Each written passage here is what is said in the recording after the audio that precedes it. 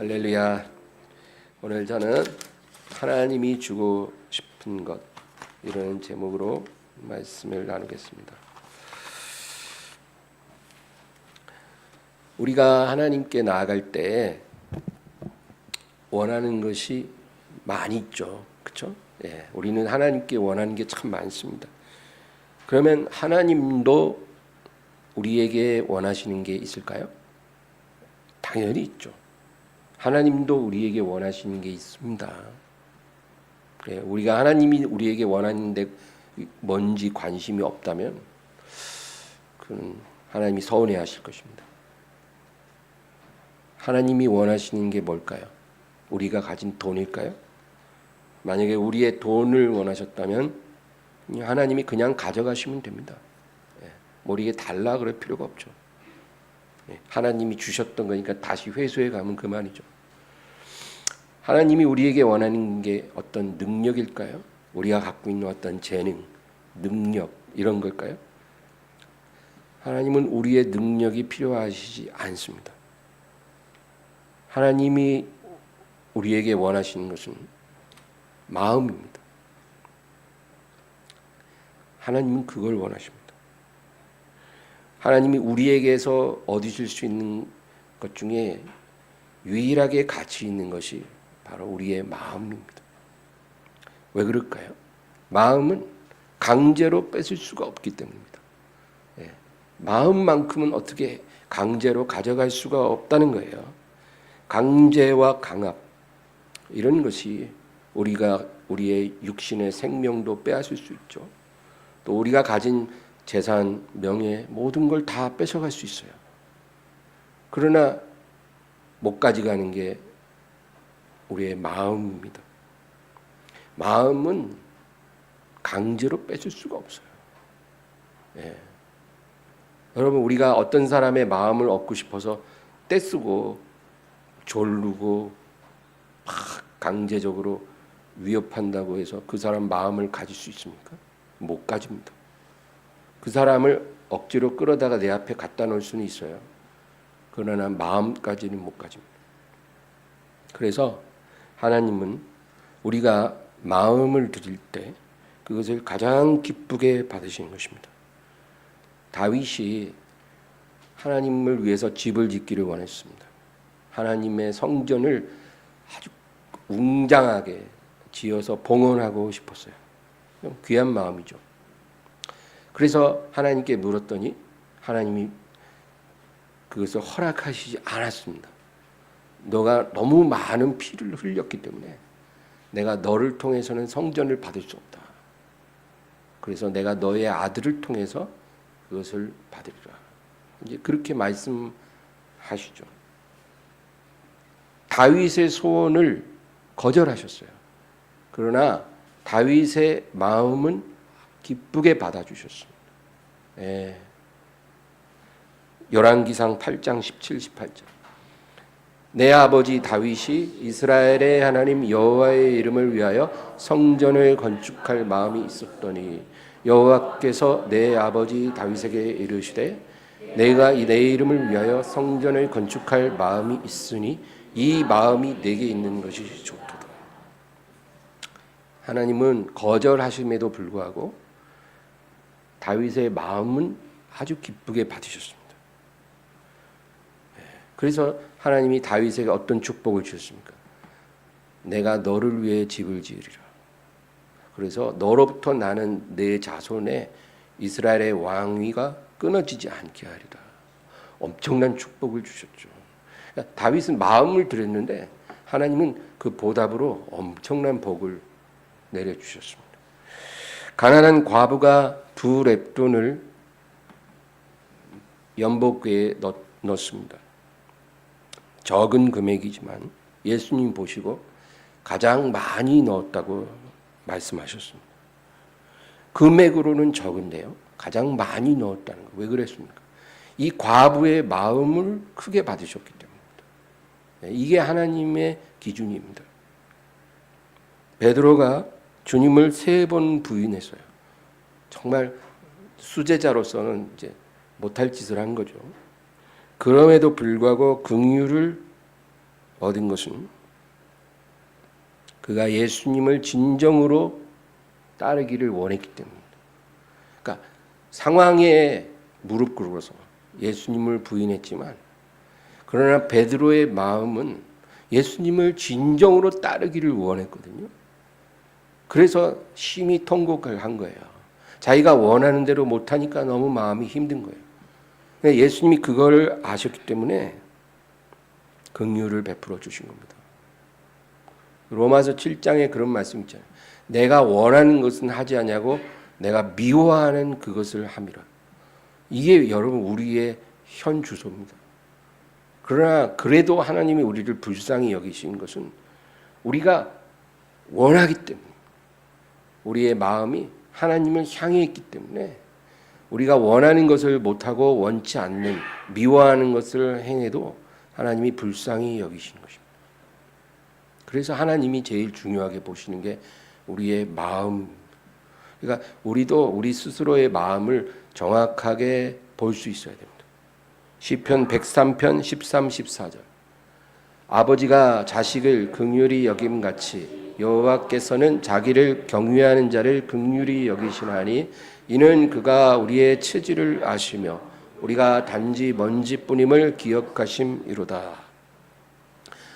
아버지가 자식을 불쌍히 여김같이 하나님은 자기를 경외하는 자를 긍휼히 여기신다는 거예요. 자기를 경외하는 자를 긍휼히 여긴다. 자기를 경외하는 자가 어떤 사람입니까? 하나님께 마음을 들인 사람을 말합니다. 우리가 어떻게 훌륭한 행동을 못해도 하나님께 좋은 마음을 드릴 수 있다면 하나님이 그것을 기억하신다는 것입니다. 그리고 긍휼히 여겨주십니다.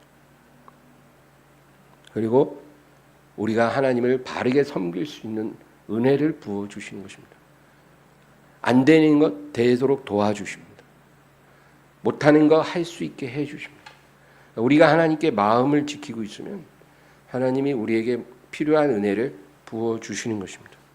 언제나 우리가 하나님을 슬프시게 하는 것은 우리 마음이 하나님으로부터 떠났기 때문입니다. 그것을 하나님이 제일 슬퍼하십니다. 또 하나님을 기쁘시게 하는 것도 우리 마음이 하나님을 향할 때입니다. 그러므로 여러분, 마음이 없는 형식적인 예배가 하나님을 기쁘시게 할 수가 없죠. 이것은 하나님을 경외하는 게 아니라 하나님을 멸시하는 겁니다. 우리가 하나님께 마음을 못 드릴 때 그 하나님이 슬퍼하십니다. 마태복음 15장 7절 8절. 외식하는 자들아, 이사야가 너희에 관하여 잘 예언하였도다. 일렀으되 이 백성이 입술로는 나를 공경하되 마음은 내게서 멀도다. 입술은 하나님께 가까운데 마음은 하나님부터 멀다는 거예요. 이사야의 예언을 인용해서 예수님이 책망하십니다. 이 백성들이 그렇다는 거예요. 하나님의 슬픔이에요. 예수님이 어느 날 한 바리새인 시몬이라는 사람의 집에 식사 초대를 받으셨습니다. 예수님은 자기를 초대하는 곳은 어디든 가십니다. 그래서 이 바리새인의 집에 가서 식사를 하고 계시는데 한 여자가 다가와서 예수님 앞에 엎드려 그 발에 입을 맞추고 눈물을 흘리고 그리고 향유를 부어드리고 머리털을 풀어서 그걸 닦아드리고 이러는 거예요. 그러니까 이 바리새인이 앞에 앉아 있다가 속으로 예수님을 멸시합니다. 아, 이 사람이 자기를 만지는 여자가 누군지를 모르는구나. 부정한 여자가 이렇게 자기에게 손을 대는데도 가만히 있는 거 보면 이 여자의 과거를 모르나 보다. 이런 생각을 하고 있는 거예요.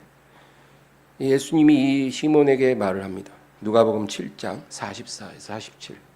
그 여자를 돌아보시며 시몬에게 이르시되 이 여자를 보느냐? 내가 내 집에 들어올 때 너는 내게 발 씻을 물도 주지 아니하였으되 이 여자는 눈물로 내 발을 적시고 그 머리털로 닦았으며 너는 내게 입 맞추지 아니하였으되 그는 내가 들어올 때부터 내 발에 입 맞추기를 그치지 아니하였으며 너는 내 머리에 감람유도 붓지 아니하였으되 그는 향유를 내 발에 부었느니라.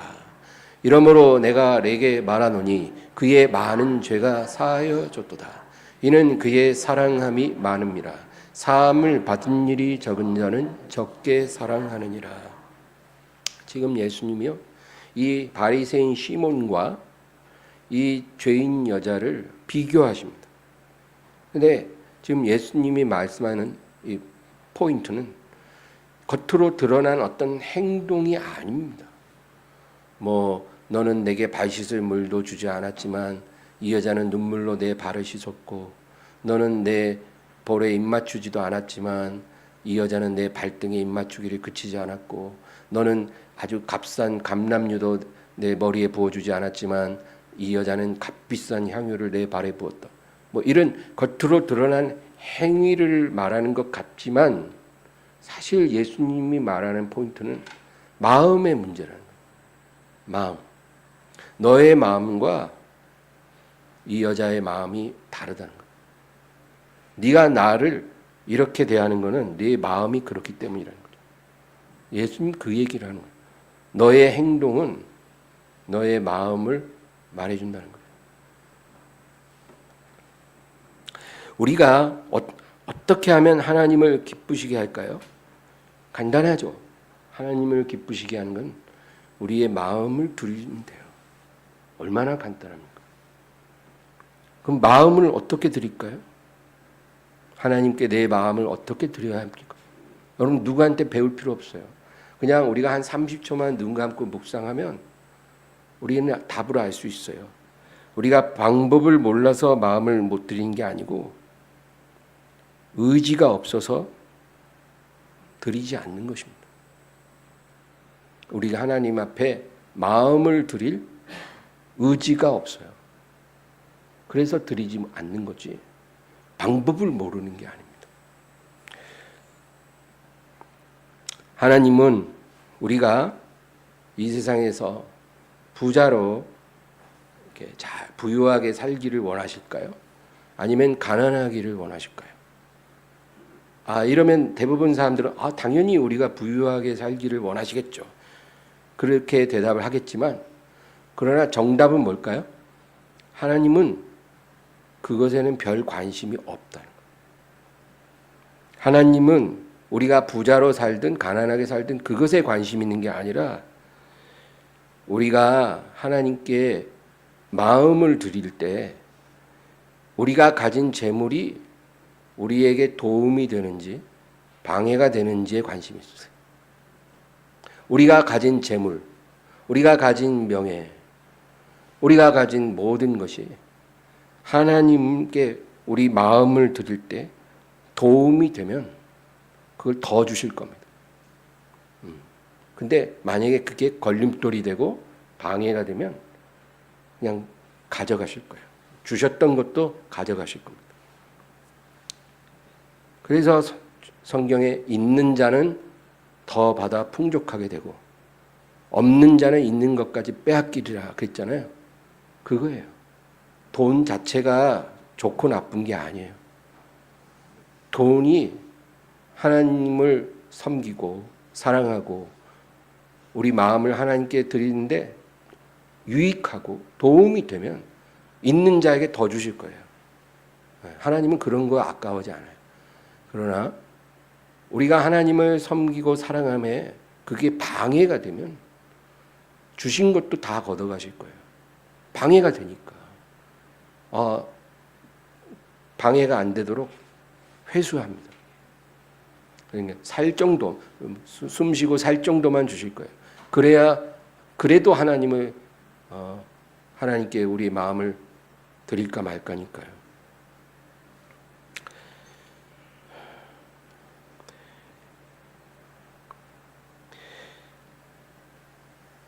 돈을 너무 사랑해서 하나님께 드릴 시간과 정성을 돈에게 다 쏟는 사람들이 있어요. 하나님께 드려져야 될 것들이 돈에게 드려집니다. 나의 시간, 나의 노력, 정성 모든 다 돈에게 드려집니다. 여러분 이게 우상숭배입니다. 하나님이 받아야 될 거를 돈이 받고 있잖아요. 내 모든 마음의 관심을 하나님이 받으셔야 되는데 돈이 받고 있어요. 우상 숭배입니다. 그럼 우상을 어떻게 해요? 깨뜨려지고 불태워져야죠. 그래서 하나님이 그것을 다 깨뜨려 버리는 겁니다. 마태복음 6장 24절.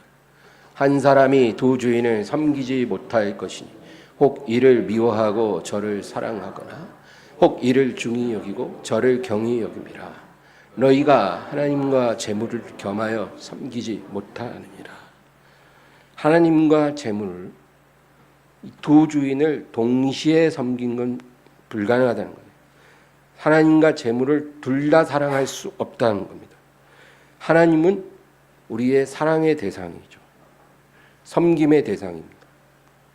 그러나 돈은, 재물은 하나님을 사랑하고 섬기기 위한 수단입니다. 수단. 그는 급이 달라요. 하나님은 우리가 사랑해야 할 분이고, 돈은 하나님을 사랑하기 위한 그냥 도구이고 수단에 불과한 겁니다. 우리가 하나님을 섬기며 살려면 음식도 먹어야 되잖아요. 음식 먹으려면 돈이 필요하죠. 그때 돈이 쓰여진 거예요. 우리가 하나님을 섬기며 살 때 옷도 입어야 되고 집도 필요하잖아요. 그때 돈이 필요한 거예요.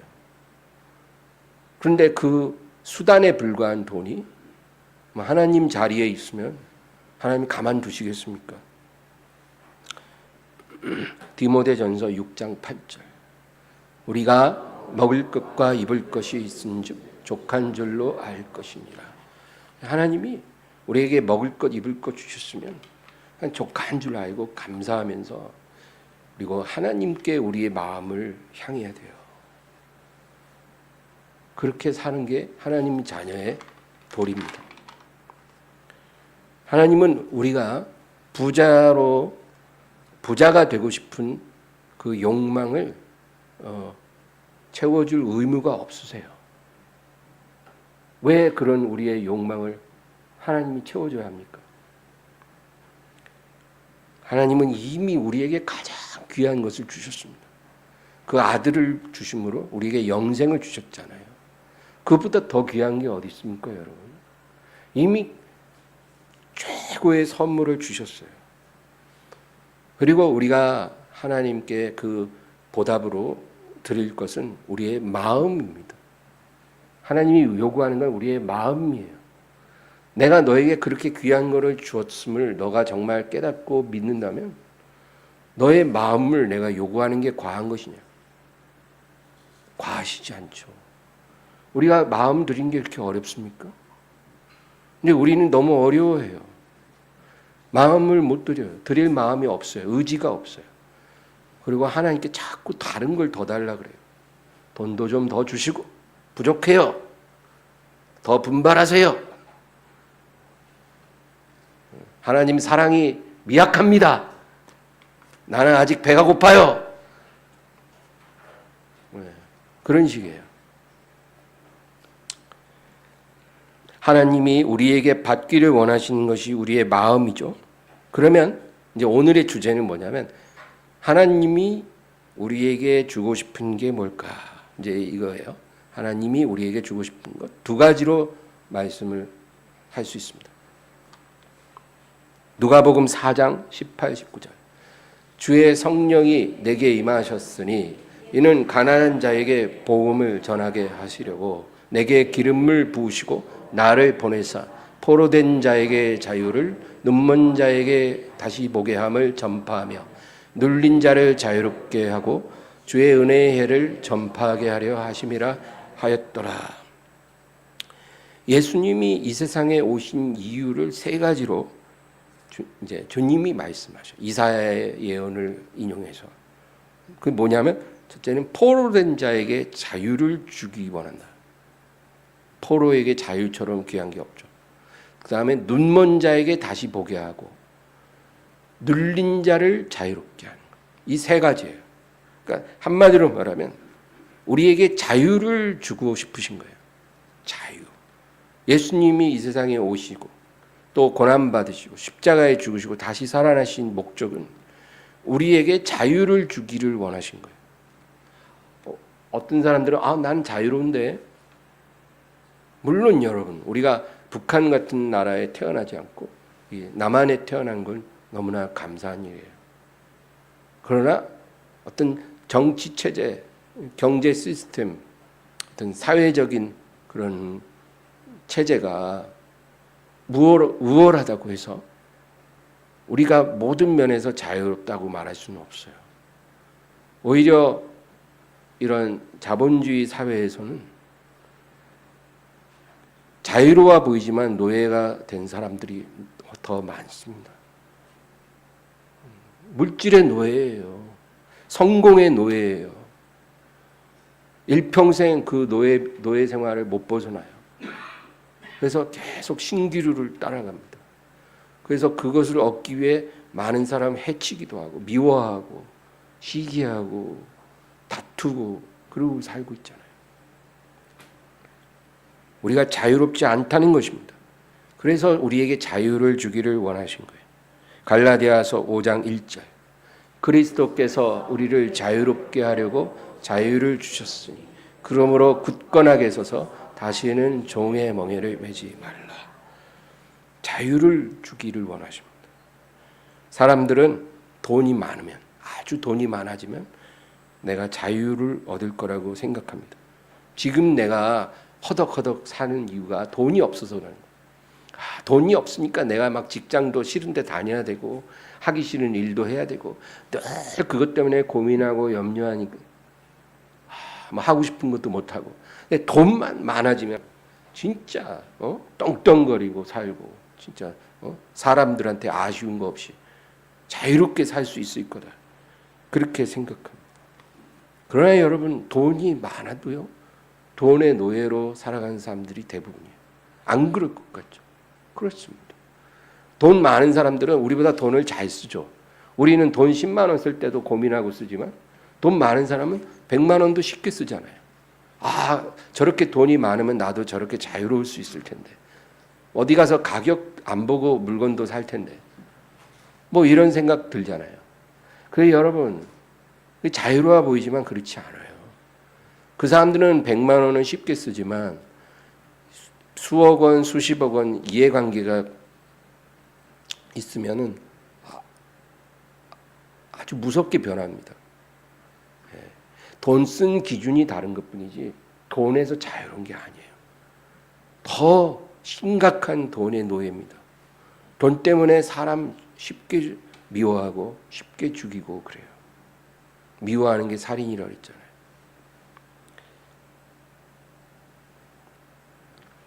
예수님이 수가성 여인에게 하신 말씀을 한 구절 읽겠습니다. 요한복음 4장 13, 14절. 예수께서 대답하여 이르시되 이 물을 마시는 자마다 다시 목마르려니와 내가 주는 물을 마시는 자는 영원히 목마르지 아니하리니 내가 주는 물은 그 속에서 영생하도록 솟아나는 샘물이 되리라. 이 여자에게 예수님 뭐라 그래요? 네가 지금 길어 올리는 물은 길어도 끝이 없고 마셔도 목마르는 그런 물이라는 거예요. 그거는 너의 진정한 갈증을 해결해 줄 수 없다. 그러니까 이 물은 가짜라는 거예요. 그러나 내가 너에게 주는 물, 그 물은 네 영혼에서 솟아나는 샘물이라는 거예요. 그러니까 이건 성령의 생수예요. 이 물을 네가 얻어야 너는 진정으로 목마름에서 자유를 얻을 것이다. 그 얘기거든요. 여러분, 인류는 이 말씀을 다 받아야만 합니다. 여기서 자유로울 수 있는 사람이 없어요. 예수님의 이 말씀이 필요합니다.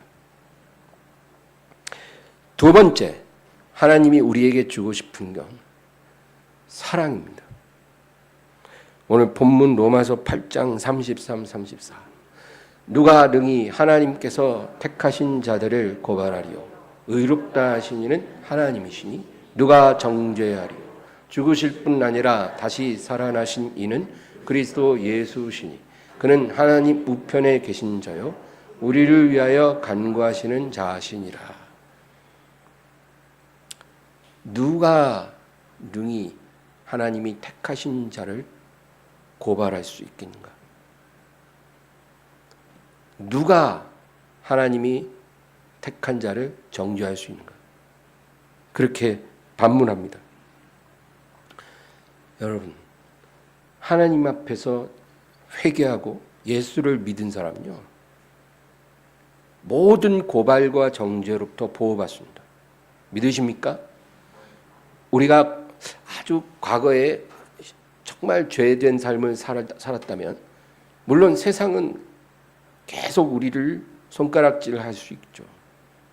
그러나 하나님은 우리를 감싸주십니다. 의롭다 하신 이는 하나님이시니 누가 정죄하려.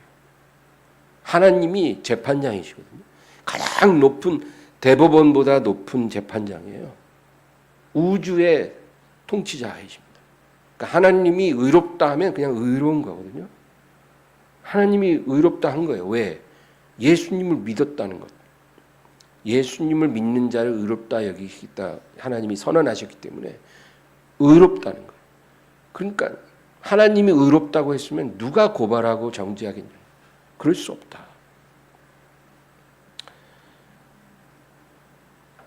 여러분, 용서에 대한 확신이 있어야 합니다.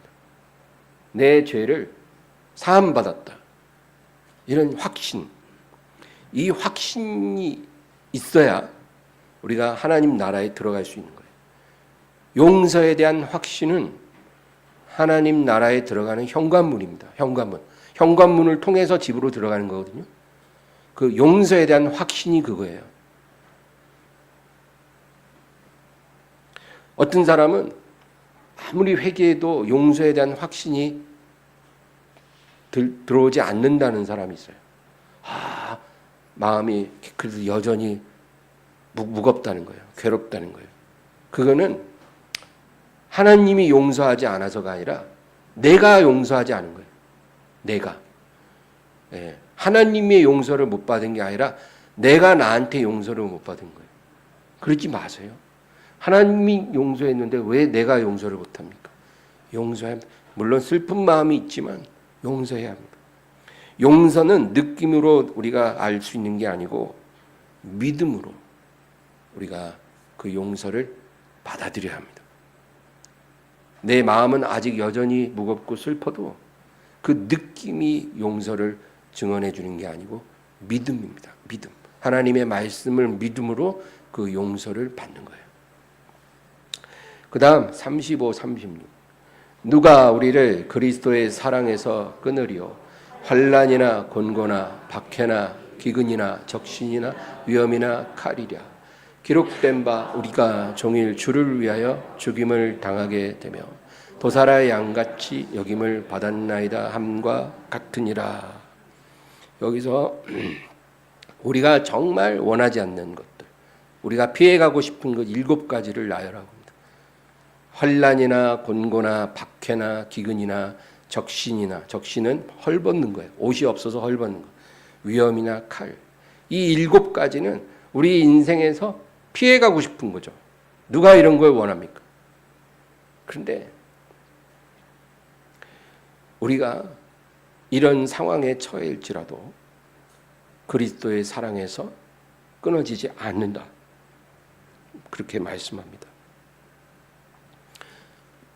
우리가 종일 주를 위하여 죽임을 당하고 도살당할 양같이 여겨지는 그런 인생을 살고 있어도 그리스도의 사랑은 변하지 않는다. 그렇게 말씀합니다. 우리가 하나님의 사랑을 받고 살아간다는 것이요, 이 세상에서 이러한 모든 나쁜 것들 피해서 살아갈 수 있다는 약속을 의미하지는 않아요. 어떤 사람은 인생이 평탄하면 하나님 사랑이, 하나님 너를 많이 사랑하나 봐. 뭐든지 형통한 사람은 하나님이 너를 많이 사랑하시나 봐. 그리고 고난이 막 연속인 사람은 하나님이 너를 버리셨나 보네. 이렇게 우리가 생각하잖아요. 근데 성경은 그렇게 말하지 않거든요. 누가 우리를 그리스도의 사랑에서 끊으리요? 환난, 곤고, 박해, 기근, 적신, 위험, 칼, 이런 것들이 우리에게 우리의 삶에 넘쳐날지라도 그리스도의 사랑에서 끊어지지 않는다. 매일 주를 위하여 죽임 당하는 것 같고 도살할 양같이 여겨지는 그런 인생이라도, 바울이 그런 말 있잖아요. 우리가 우리 마음에 사형 선고를 받은 것처럼 괴로웠다는 거예요. 살 소망이 끊어지고 내 마음에 사형 선고를 받은 것 같았다. 이게 누구 고백이냐면 바울 사도의 고백이거든요. 예수님도 제자들에게 그랬어요. 내 마음이 심히 괴로워서 죽을 것 같으니까 너희는 여기서 나와 함께 기도하라. 겟세마네 동산에 들어가실 때 그렇게 말했어요. 여러분, 하나님의 사랑 안에 있다고 해서 환난도 피하고 곤고도 피하고 박해, 기근, 적신, 위험, 칼 다 피해간다고 하나님이 약속하신 적 없어요. 오히려 성경은 반대로 말합니다. 하나님의 자녀들이 이 세상에 사는 동안에는 오히려 하나님을 거역하는 죄인들보다 더 많은 고난을 받을 거라고 그렇게 말씀합니다. 아멘을 아무도 안 해요. 이런 말씀을 하면 다들 꼴먹은 벙어리예요. 오늘 당장 좋은 일이 일어납니다. 그러면 아멘. 그래, 여러분, 듣기 싫은 말씀을 제가 몇 마디 더 할게요. 로마서 8장 16, 17절. 성령이 친히 우리의 영과 더불어 우리가 하나님의 자녀인 것을 증언하시나니 자녀이면 또한 상속자 곧 하나님의 상속자요 그리스도와 함께한 상속자니 우리가 그와 함께 영광을 받기 위하여 고난도 함께 받아야 할 것이니라. 우리가 하나님의 자녀로서 성령이 우리를 위해 증언하신다는 거예요. 우리 안에 성령님이 우리가 하나님의 자녀인 것을 우리의 영과 더불어 증언해 주시고, 그러니까 의심하지 않고 확실히 믿는 거예요. 하나님의 자녀이고 구원받았다는 거죠. 그러면 우리가 자녀라면 곧 상속자라는 거예요. 아버지가 하나님, 그러면 아버지의 나라를 자녀가 상속받잖아요. 그러니까 그리스도와 함께한 상속자라는 거예요. 그러면 어떻게 해요?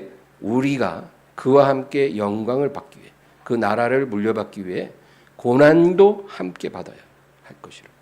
어떤 사람들은 이런 말씀 안 좋아해요. 그래서 그리스도께서 우리를 고난을 다 받으셨기 때문에 우리는 그 고난을 딛고 일어서서 축복만 누릴 수 있다. 이렇게 가르치는 사람들도 있어요. 아주 성경적이지 않은 그런 잘못된 믿음이에요. 성경은 그렇게 말 안 해요. 우리가 그와 함께 영광을 받기 위해 이 세상에 사는 동안에 그 고난도 함께 받아야 할 것이라. 그게 하나님이 주시는 우리에게 주신 말씀이에요. 고난도 받으라. 그러니까 오히려 하나님의 자녀이고 상속자이기 때문에 안 받을 고난도 많이 온다 이 말이에요. 빌립보서 1장 29절. 그리스도를 위하여 너희에게 은혜를 주신 것은 다만 그를 믿을 뿐 아니라 또한 그를 위하여 고난도 받게 하려 하심이라. 같은 말이에요. 데살로니가후서 1장 5절. 이는 하나님의 공의로운 심판의 표요 너희로 하여금 하나님의 나라에 합당한 자로 여김을 받게 하려 함이니 그 나라를 위하여 너희가 또한 고난을 받는. 하나님 나라에 합당한 자로 여김받기 위해서 이 세상 나라에서 고난을 받는다는 거예요. 이 말씀이 무겁게 느껴지면 안 되고 위로가 돼야 돼요. 아, 그렇구나. 내가 지금 당하는 고난은 내가 버림받아서도 아니고 내가 못나서도 아니고 하나님이 나를 사랑하지 않아서도 아니구나. 내가 정말로 하나님 나라에 합당한 자가 되기 위해서 당연히 지금 이 과정을 겪어야 하는 거구나. 우리에게 힘이 돼, 위로가 돼야 됩니다. 요한복음 16장 33절. 이것을 너희에게 이르는 것은 너희로 내 안에서 평안을 누리게 하려 함이라. 세상에서는 너희가 환난을 당하나 담대하라. 내가 세상을 이기었노라. 너희가 환난을 세상에서 받아도 담대하라. 내가 세상을 이겼다. 그러므로 여러분 환난을 당할 때 낙심하지 마십시오. 환난이 오면 낙심이 되잖아요.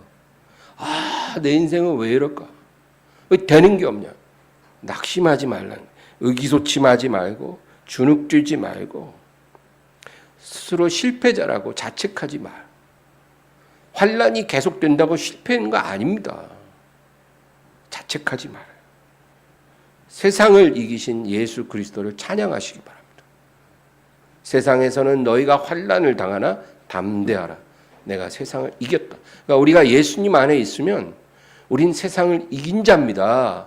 이 믿음이 필요해요. 내가 막 승승장구하면 그런 믿음 쉽죠. 믿어지죠. 그러나 내가 계속 어려움 당하고 괴로운데 이런 말씀을 믿는 거는 정말 큰 믿음이 필요하잖아요. 믿으라는 거예요. 이게 믿음입니다. 베드로전서 4장 12, 13절.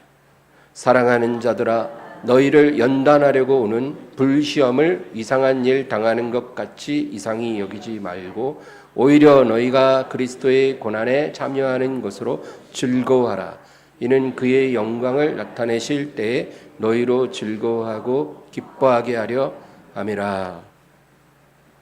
너희의 삶에 너희를 연단하려고 오는 불시험을 이상하게 여기지 말라는.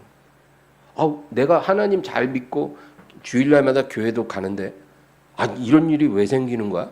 내가 맨날 식사할 때도 기도하고 잠자기 전에도 기도하고 내 삶에 은혜 달라고 그렇게 기도도 하는데 왜 이런 일이 생겨? 왜 이런 실패가 와? 나에게 다른 사람도 안 당하는 이런 일이 왜 생겨? 이렇게 이상하게 여기지 말라는 거예요. 오히려 너희가 그리스도의 고난에 참여하는 것으로 즐거워하라. 이는 그의 영광을 나타내실 때 너희로 즐거워하고 기뻐하게 하려 함이라. 영광이 오기 전에 반드시 불시험이 옵니다. 연단을 받기 위한 불시험이 먼저 온다는 거예요. 그게 하나님의 방식이에요. 그래서 세례 요한이 그런 말 했잖아요. 나는 너희에게 물로 세례를 주거니와 내 뒤에 오시는 이는 너희에게 불과 성령으로 세례를 주시리라. 그랬잖아요. 예수님이 어떤 세례를 우리에게 주셔요? 불과 성령. 이 불의 의미가 뭘까? 제가 많이 묵상했는데요. 성령께서 제게 주신 답은 연단의 불이라는 거예요. 연단의 불. 나는 너에게 연단의 불을 준다. 이 연단의 불을 받아야 너희가 정결해지고 그리고 성령으로 통해서 너희가 거룩해진다는 거예요.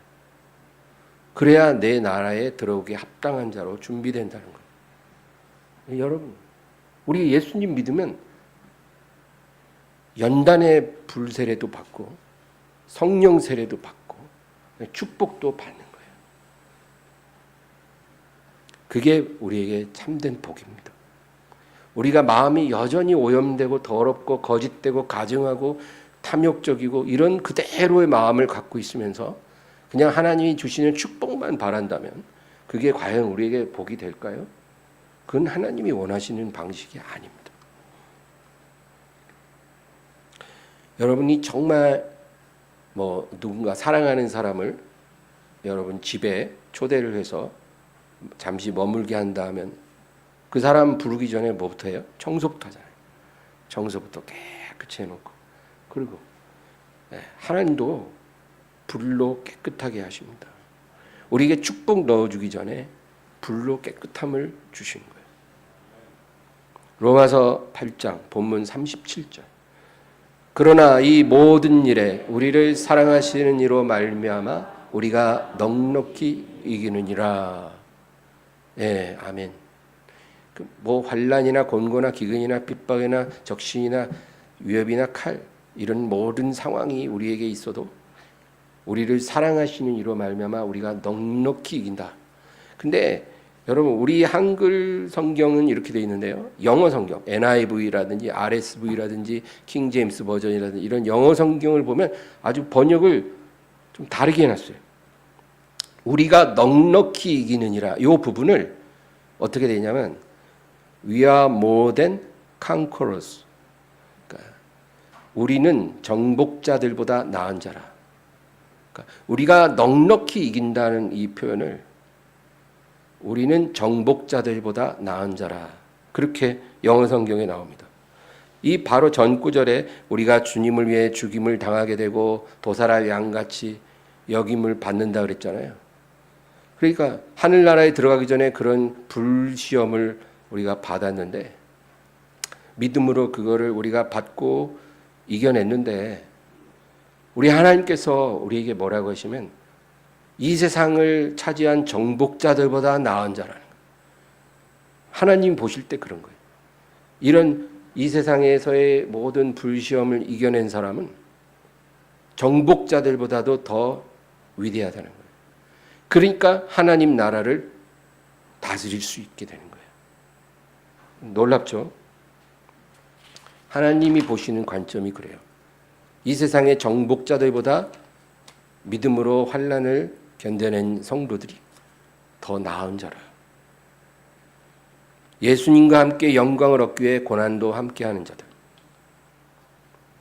이런 자들이 주님 나라에 들어가서 왕 같은 제사장으로 영원히 주와 함께 다스릴 것입니다. 이제 마지막 38, 39절. 내가 확신하노니 사망이나 생명이나 천사들이나 권세자들이나 현재의 일이나 장래의 일이나 능력이나 높음이나 깊음이나 다른 어떤 피조물이라도 우리를 우리 주 그리스도 예수 안에 있는 하나님의 사랑에서 끊을 수 없으리라.